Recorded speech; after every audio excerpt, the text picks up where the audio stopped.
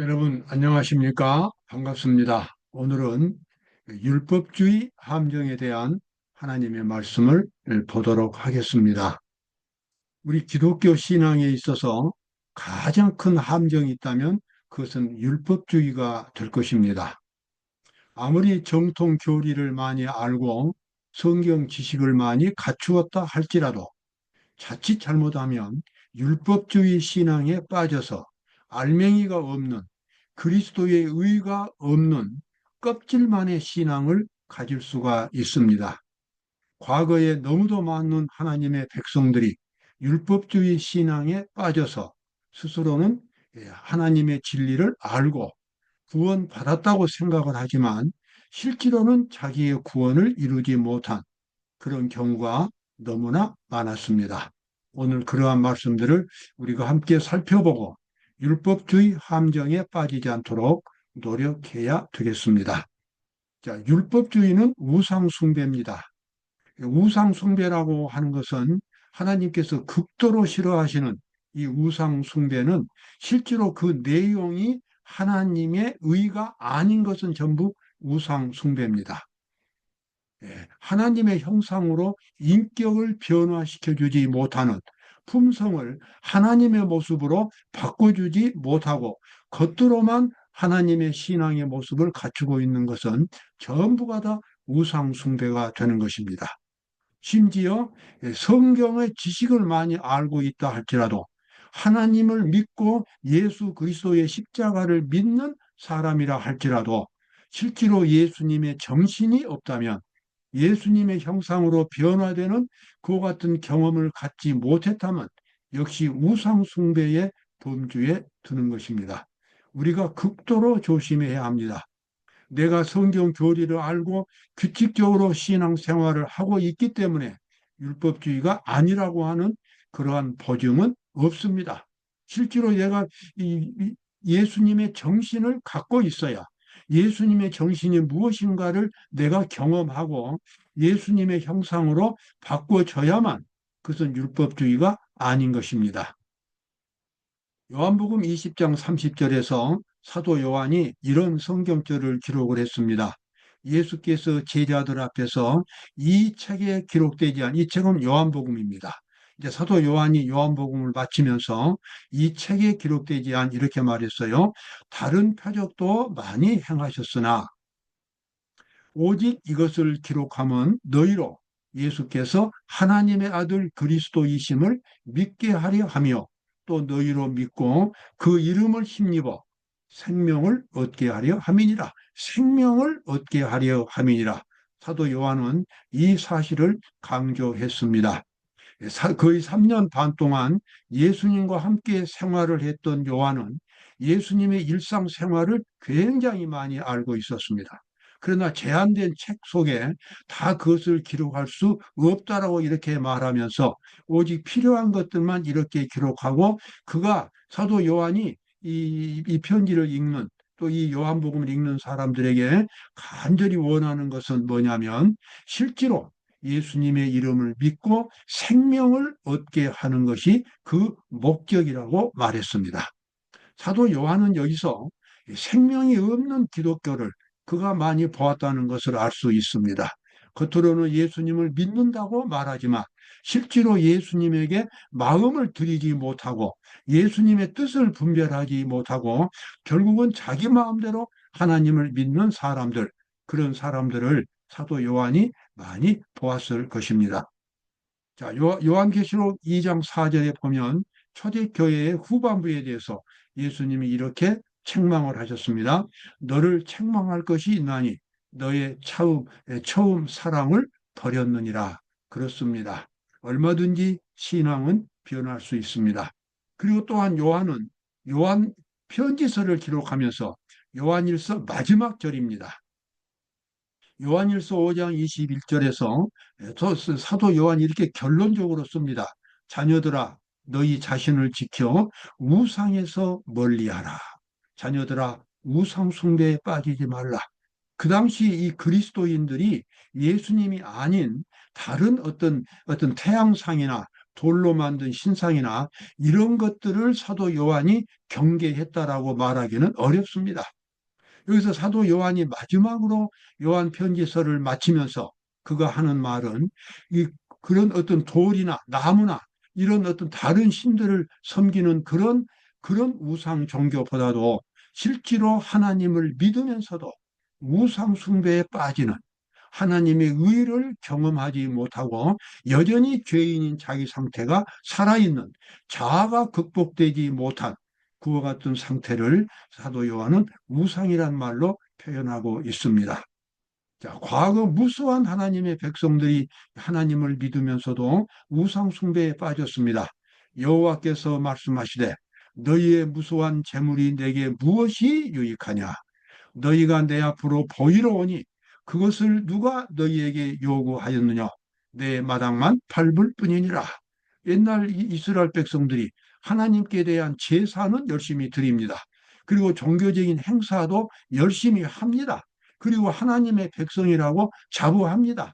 그러나 정작 하나님께서 그들에게 요구하시는 진정한 하나님의 뜻에 대한 순종은 하지 않는 상태에 빠졌습니다. 하나님의 율법에 순종한다는 것은 어떤 행동으로 나타나는 행동 그 이전에 마음속에서 그 상태가 하나님의 율법과 일치된 그와 같은 변화를 순종이라고 말합니다. 말과 행동으로 하나님의 율법에 순종하기 그 이전에 이미 그 사람의 본질이 모든 행동의 근원이니 그 사람의 품성이 하나님의 형상으로 하나님의 말씀으로 만들어진 상태가 순종인 것입니다. 바로 그것이 믿음으로 말미암은 의입니다.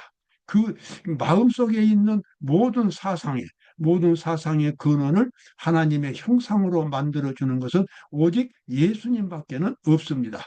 그래서 우리 죄인들은 믿음으로 예수님을 받아들여야 하는 것입니다. 믿음으로 의롭다 하심을 받은 다음에 하나님의 율법에 순종할 수가 있습니다.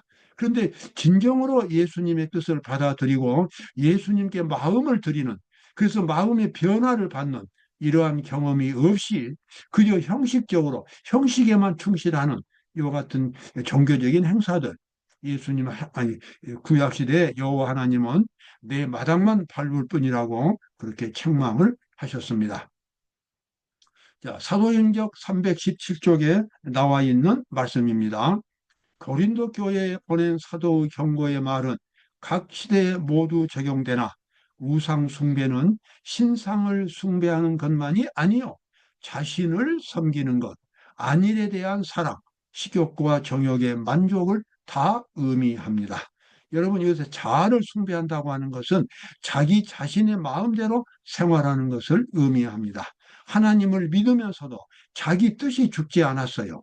바로 자기 뜻, 그것이 자아라고 하는 겁니다. 이 자아가 죽지 않으면 그것은 결코 순종이 아니고 기독교 신앙이 아닌 것입니다. 그런 사람들은 이 안위를 사랑하고 식욕과 정욕을 만족시키고 아주 방탕하고 이런 생활을 살면서도 자기가 하나님을 믿고 있기 때문에 구원받은 사람이라고 자부합니다. 자, 그와 같은 신앙은 바로 율법주의 신앙이고 결국은 우상숭배의 종교가 되는 것입니다. 자, 율법주의는 우상숭배입니다. 율법주의라고 하는 것은 지식적으로 겉으로 하나님의 말씀에 순종하는 그와 같은 자세입니다. 그것은 본질이 변화되지 않았기 때문에 결국은 우상숭배와 같은 것입니다. 자, 그런 사람들은 과거에도 무수히 많았습니다. 로마서 2장 21절에서 사도 바울이 말하기를 그러면 다른 사람을 가르치는 네가 내 자신을 가르치지 아니하느냐? 도적질 말라 반포하는 네가 도적질 하느냐?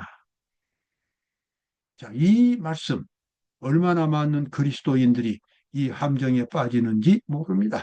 다른 사람들한테는 경거를 말하면서도 속 생각으로는 또는 돌아서서는 사람들이 안 보는 곳에서는 하나님의 뜻대로 살지 못하는 은밀히 죄악을 범하는 그런 일들이 많다는 것입니다. 다시 한번 제가 강조를 드리지만 하나님의 율법에 순종하는 것은 어떤 행동으로 표현되기 그 이전에 그 사람의 상태에 대한 표현입니다. 그 사람의 인격과 정신이 하나님의 뜻과 일치된 상태를 가리키는 것입니다. 그런 상태에 있다면 그 사람이 무슨 말을 하든지 무슨 행동을 하든지 자연스럽게 하나님의 율법에 대한 순종이 될 것입니다. 그래서 우리가 하나님의 율법에 순종하기 위해서는 믿음으로 예수 그리스도를 온전히 받아들여야 합니다.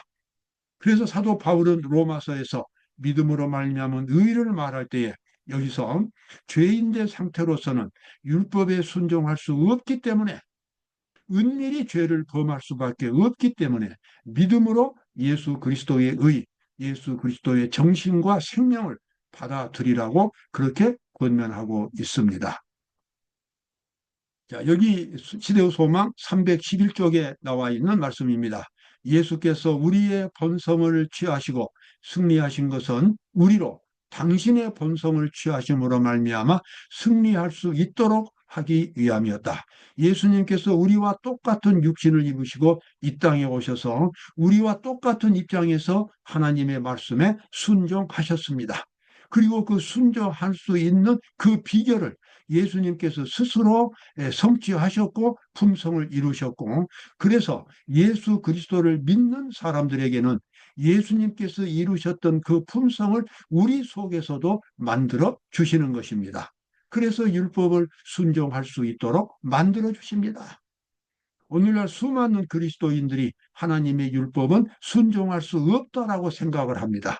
그렇게 말하는 사람은 사탄이 하늘에서 일으킨 그 전쟁에 동조하는 사람입니다. 사탄은 하늘에서 전쟁을 일으킬 때에 하나님의 율법은 폐지되어야 한다고, 율법은 지킬 수 없다라고 주장하고 그가 반역을 했습니다. 우리가 그리스도인으로서 하나님의 율법은 지킬 수 없다라고 말한다면 하나님을 그것은 정죄하는 것입니다. 왜냐하면 하나님이 지킬 수 없는 율법을 우리에게 주시고 지키라고 말씀하시기 때문에 그렇습니다. 여러분, 얼마든지 사람은 하나님을 믿으면서도 하나님께 욕을 돌리고 사탄의 편에서 설 수 있습니다. 성경은 우리에게 예수님이 우리 속에서 완전히 죄를 극복할 수 있는 그런 능력을 만들어 주신다고 분명하게 말하고 있습니다. 그 후에 자기 원수들로 자기 발등상이 되게 하실 때까지 기다리시나니 저가한 제물로 거룩하게 된 자들을 영원히 온전케 하셨느니라. 여기 보면은 구원이 두 단계로 이루어집니다. 첫 번째는 거룩하게 된 단계입니다. 그 다음에 되는 온전하게 된 단계입니다. 우리가 속죄, 죄를 극복하고 하나님의 형상을 경험하는 데는 반드시 이 두 개의 단계를 거쳐서 우리는 그 경험을 가질 수 있게 됩니다. 첫 번째 단계는 하나님이 우리를 받아주셔서 하나님의 자녀로 만들어 주시는 것입니다. 아무리 우리가 죄가 많아도 우리 스스로, 잠깐 죄송합니다.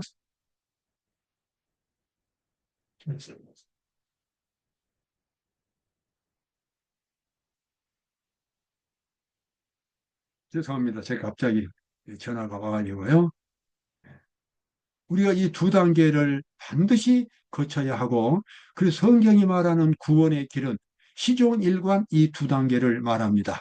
첫 번째 단계는 하나님이 우리를 있는 그대로 받아주셔서 하나님의 자녀로 삼아 주셨다고 하는 것과, 두 번째는 자녀된 사람으로서 이제는 하나님의 율법과 일치되는 조화되는 사람으로 변화시켜 준다고 하는 이 두 번째 단계입니다.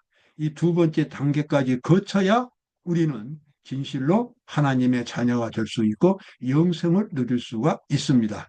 여기 나와 있는 말씀 다시 보겠습니다. 그 후에 자기 원수들로 자기 발등상이 되게 하실 때까지 기다리시나니, 여기서 자기 원수들은 바로 죄악입니다. 죄. 인간이 가지고 있는 죄, 인간이 자아입니다. 자기 발등상이 된다 그 말은 완전히 극복했다는 것입니다. 완전히 죄인의 상태란 죄인의 그 마음이 죄를 극복하는 그런 상태로 만들어 주신다는 것입니다. 저가한 제물로 거룩하게 된 자들을 영원히 온전케 하셨느니라. 이 두 번째 단계를 거쳐서 우리는 구원에 도달하게 됩니다. 자, 바로 이 성경은 이 두 번째 경험까지 갖도록 우리에게 간절히 호소하고 있습니다. 그러므로 형제들아, 우리가 예수의 피를 힘입어 성소에 들어갈 담력을 얻었나니 그 길은 우리를 위하여 휘장 가운데로 열어놓으신 새롭고 산 길이요 휘장은 곧 저의 육체니라. 오늘 성소의 속죄를 제가 설명할 길은 없지만 예수님께서 십자가에서 돌아가시고 3일 만에 부활하신 후에 40일 동안 이 세상에 계시다가 하늘에 승천하셨습니다. 그리고 하늘에서 이제 대제사장으로서 중보의 일을 하십니다. 그 중보의 일이라고 하는 것은 죄인들 마음속에서 구원을 이루어내는 작업을 의미합니다. 죄를 극복하고 죄인이 죄를 극복하고 하나님의 형상을 회복하는 그 신비하고도 아름다운 일을 예수님은 성소 속죄소에서 하시는 겁니다. 그래서 우리가 해야 할 중요한 일은 비록 우리가 이 세상에 살고 있지만 예수님께서 중보하시는 하늘 성소 안으로 지금 들어가는 것입니다. 하늘과 이 땅은 완전히 일치되어 있습니다. 예수님이 그 길을 준비해 놓으셨기 때문입니다. 그래서 은혜의 보좌 앞에 하나님의 성소 앞에 담대히 들어가자. 담대히 들어가자. 아무리 죄가 많아도 아무리 내가 하나님 앞에 면목이 없어도 우리는 우리를 기다리신 하나님 앞에 담대히 나아가서 우리의 죄를 지워버리는 완전히 죄악적인 이 사상과 기질은 극복이 되고 그리고 하나님의 형상이 새롭게 만들어지는 그와 같은 경험을 갖자라고 이 사도 바울은 호소하고 있습니다. 자, 그와 같은 경험을 가질 수 있도록 주님은 우리 속에서 하나님의 형상으로 새로운 생명을 창조해 주시는 겁니다. 거듭나게 만들어 주시는 겁니다. 주께서 가라사대 그날 후로는 저희와 세울 언약이 이것이라 하시고 내 법을 저희 마음에 두고 저희 생각에 기록하리라 하신 후에 그랬습니다. 새 언약을 이것은 새 언약입니다. 예수님의 십자가를 근거해서 하나님의 율법을 이제는 우리 마음속에 기록하는 것입니다. 우리 존재 자체가 하나님의 율법과 일치되는 율법이 기록되어 있는 그런 존재로 만들어 주신다는 것입니다. 그래서 순종이라고 하는 것은 어떤 행동을 나타내기 그 이전에 이미 그 사람의 존재가 그 사람의 그 바탕이 하나님의 율법에 순종하는 그런 상태에 도달되어 있는 것입니다. 바로 그것을 우리는 죄의 도말이라고 말합니다. 그래서 하나님을 믿는 사람들은 이러한 죄의 도말을 경험하고 그래서 하나님의 율법을 진심으로 순종할 수 있게 됩니다. 자녀들아 아무도 너희를 미혹하지 못하게 하라. 의를 행하는 자는 그의 의로우심과 같이 의롭고 죄를 짓는 자는 마귀에게 속하나니 마귀는 처음부터 범죄함이니라. 하나님의 아들이 나타나신 것은 마귀의 일을 멸하려 하심이니라. 아무도 너희를 미혹하지 말라는 말씀은 죄를 지어도 그냥 적당히 해서 하나님 믿기만 하면 구원받는다고 하는 이와 같은 거짓된 교사들의 주장입니다. 그런 함정에 빠지지 말라는 것입니다. 바로 그것이 율법주의 신앙이고 우상 숭배인 것입니다. 여기 사도 요한이 아주 분명하게 말합니다. 죄를 짓는 자는 마귀에게 속하나니 마귀는 처음부터 범죄함이니라. 하나님의 아들이 나타나신 것은 마귀의 일을 멸하려 하심이니라. 우리 속에서 마귀의 일, 죄를 짓는 일, 죄의 기질을 극복하고 죄의 습관을 고치고 새로운 사람으로 만들어서 하나님의 율법을 지킬 수 있는 사람으로 만들어주는 것이 예수님의 사명이라고 그렇게 말합니다. 여기 아주 분명히 말합니다. 하나님께로서 난 자마다 죄를 짓지 아니하나니 이는 하나님의 씨가 그리스도의 의입니다. 그의 속에 거하며 저도 범죄치 못하는 것은 하나님께로서 났습니다. 아멘. 그렇습니다. 여러분 오늘 이 하나님의 말씀을 깊이 마음속에 받아들이고 하나님의 말씀이 여러분과 저의 마음의 기초가 되어서 하나님의 율법과 일치되는 그런 거룩한 하늘 백성의 모습으로 변화되기를 바라면서 오늘 말씀을 마치겠습니다. 감사합니다.